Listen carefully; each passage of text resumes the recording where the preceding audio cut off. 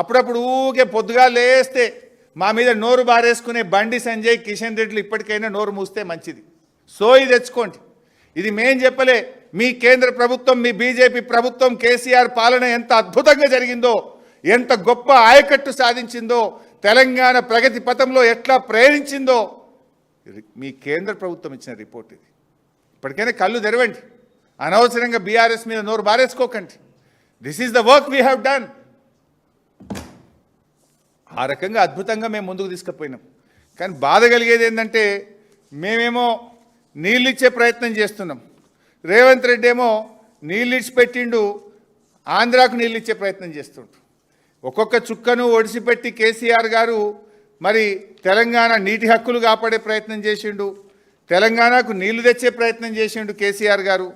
కానీ రేవంత్ రెడ్డి గారేమో నీళ్లు ఆంధ్రాకు కిందికి జార విడుస్తున్నాడు. ఒడిసిపెట్టింది కేసీఆర్, విడిసిపెడుతున్నది రేవంత్ రెడ్డి. ఇలా ప్రజలు ఆలోచిస్తున్నారు. గతంలో మిషన్ కాకతీయ చేయకముందు నీళ్లు కిందికి పోతుండే,